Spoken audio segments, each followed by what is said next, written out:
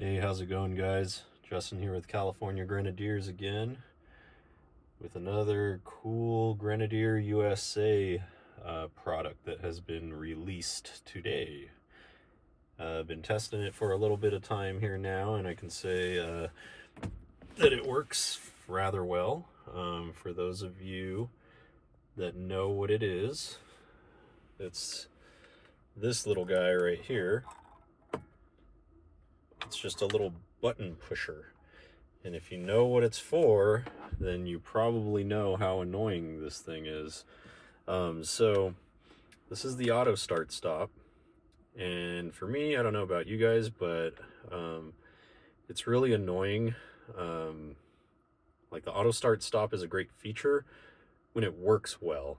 For some reason on the Grenadier, it's slow, it lags, it doesn't really work the greatest. So for example, like if I'm on a hill at a stop sign or something and the auto start stop stops the motor, then when it's time to go and the light turns green, you release the gas and the auto start stop should restart pretty quickly and then you can go. However, for some reason the car doesn't start up again as quickly. It has like a 1 or 2 second delay, and then sometimes the car will kind of roll back as the motor is kind of starting and like engaging the transmission. So that can be kind of dangerous, a little bit annoying. So Grenadier USA, Brad over there, came up with this idea, like how do we permanently disable that?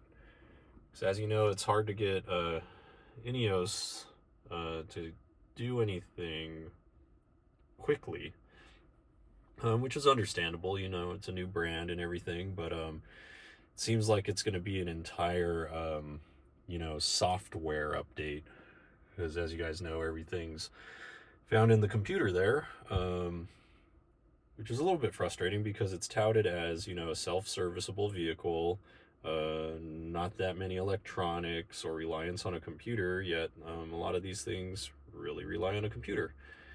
So that's a bit frustrating, but it's just a little nuisance. It's not anything major.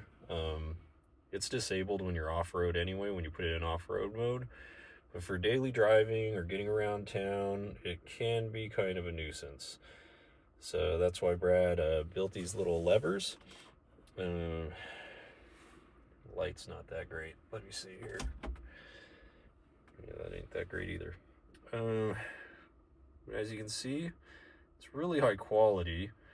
It's made out of 6061 billet aluminum, I believe. It's got a little rubber piece on the back so it doesn't scratch up your button. And has stainless steel hardware. And it's spring-loaded, so it slides back into place, and it's just the right amount of pressure to depress the button, and it just keeps it there. So then when you go to restart the car, it stays deactivated, because like most all the other little features on this car, everything resets to on when you turn off the car and restart it. Kind of like the over speed limit, you have to go through that whole process to deactivate that. This kind of addresses one of those little nuisances, which is kind of cool. And I know some people have like made little wedges that you slide in there just to keep it depressed. Hey, that works too, but I don't know about you guys, but I don't want a piece of paper or like a little wedge sticking out that looks kind of cheesy. I mean, if you just want it to work, who cares? That's fine. But this piece is real thoughtfully made. It looks like it belongs here, so that's cool. And it could work on this recirculating button as well. I think the AC stays on. Some people have reported that the AC doesn't stay on to the latest or the last setting. Mine does, but I don't know. Maybe different cars have different software like versions. but you can use it for the park assist as well. So why that's useful is because, you know, if you're carrying like bikes or something on a hitch, or like cargo on a hitch rack kind of thing, and you're reversing, the park assist sensors are going to pick that up and think that you're running into something. So, you know, you could disable it each time you start the car, and that's fine, it's not a problem. But what if you don't remember, you know, like what if you're on a long trip, etc. You know, it's just a neat little feature to have, because it will then keep that disabled. So that's kind of cool. And the other cool thing about these is that, you know, it's not permanent. I've seen some other people make some permanent things, like out of like plexiglass, and they just screw it onto there, and then that eliminates that. But then that fully eliminates your access to that. This is like semi-permanent, you know, you put it on, you're like, well, let me use it today, take it off, right? Kind of cool. It stays in position. I did mount them. I tried mounting them up here. I kind of figured like, hey, it wouldn't swivel down or whatever, but I've realized that the spring mechanism in there, as well as talking with Brad, that it's strong enough. It holds it up in place, so it's not a problem. I guess you could put it that way, like really just aesthetically how you want it. You could also put it here. I think Brad has it shown on Grenadier USA that he mounts it there. I think it's just personal preference. I just kind of like it on the outside. But it works either way. But when it's mounted up here, it does not center with that little A. When it's mounted down here, it's like the measurements are perfect for it to like center right there. So it just looks like it's meant to be. So that's what's really cool about a lot of Brad's designs, you know. It all like really looks like it's supposed to be there from the factory, like his cup holders. So that's cool, you know. And then like same thing like with his little shelf thing, a storage bin compartment up above. Just looks like it belongs there, you know. So everything's really well thought out,